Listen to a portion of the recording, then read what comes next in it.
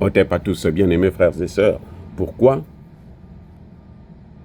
Donald Trump est prêt à lâcher l'Ukraine malgré le peu de terres rares qui lui reste encore sur le territoire.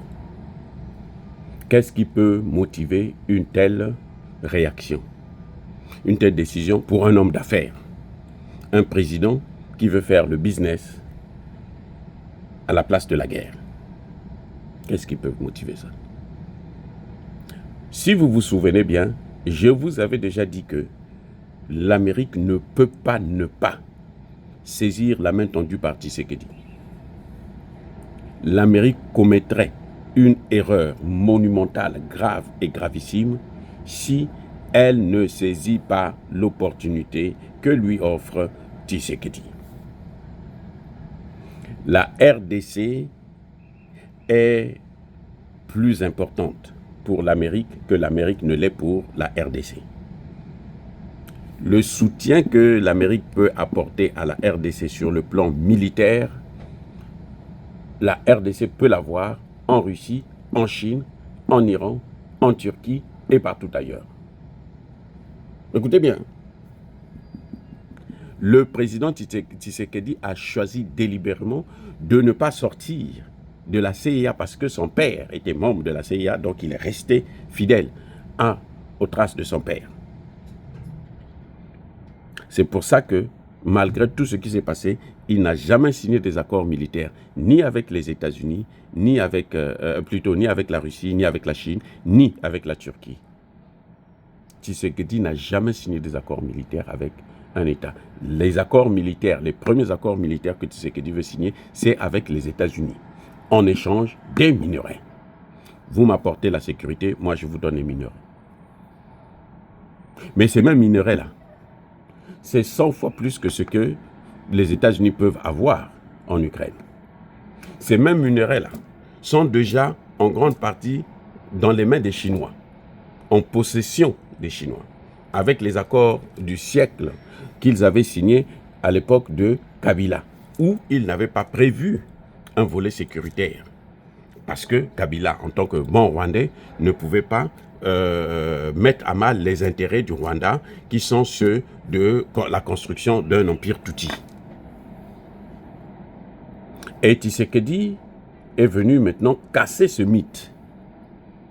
Donc, Donald Trump a compris que, mais attendez, ce que je suis en train d'aller chercher là, en Ukraine, mais j'ai 1000 fois plus en RDC. Pourquoi je vais me casser la tête avec cet imbécile qui est en train de me perdre le temps, qui souffle le chaud et le froid? Aujourd'hui, il dit, bon, je suis prêt à signer les accords. Demain, il refuse. Après-demain, il... c'est quoi? Voilà exactement le grand problème qu'il y a entre l'administration actuelle des États-Unis. Cette administration a compris qu'ils ont tout à gagner à signer des accords avec la RDC. C'est pour ça que vous allez suivre sur les médias américains aujourd'hui, on parle plus des accords avec la RDC que des accords avec l'Ukraine. Ça, c'est oublié, ça appartient maintenant au passé. On n'en parle même plus du tout. Maintenant, ici, nous parlons des accords avec la RDC. C'est maintenant les Américains qui font la publicité d'un probable, d'un possible, bon, c'est déjà pratiquement conclu, un accord avec la RDC. Ce sont les Américains qui le font. Ce n'est pas les Congolais qui le font. Ce sont les Américains qui le font maintenant. Et ça, c'est une situation inédite. Donc, voilà pourquoi, puisqu'ils ont maintenant la poule aux œufs d'or, ben, qu'est-ce qu'ils ont, pourquoi ils vont encore perdre leur temps avec l'Ukraine? Et d'ailleurs, l'Amérique est en train de négocier maintenant avec la Russie pour les terres rares sur les territoires que la Russie est en train de prendre.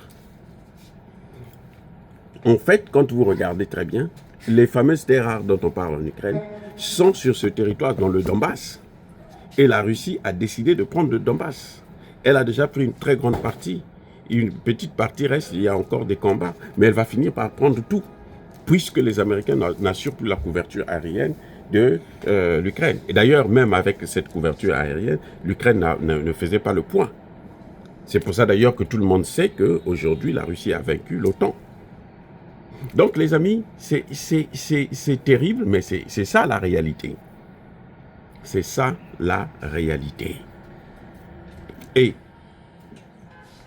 Trump a compris qu'au lieu de perdre mon temps avec Zelensky, je préfère aller avec Poutine parce que, mais ces terres-là, c'est Poutine qui va les contrôler maintenant. Moi, je veux négocier avec Poutine, je lui donne tout ce qu'il veut, je lève les sanctions, et puis, moi, on fait un signe des accords, moi, j'exploite les matières premières qui sont là-bas. Vous voyez, c'est ça le problème. Quand les Américains disent que nous voulons prendre le contrôle de la centrale de Zaporizhzhia, la plus grande centrale nucléaire de l'Europe, mais ils comptent sur qui? Ils ne comptent pas sur Zelensky, puisque ce n'est pas Zelensky qui a ça. Elle est dans les mains des Russes. Ce sont les Russes qui contrôlent cette centrale. Donc si les Russes ne laissent pas à l'Amérique la possibilité d'exploiter ça, ils ne peuvent pas. Voilà encore un élément. Donc, l'Amérique a deux opportunités dans ses mains.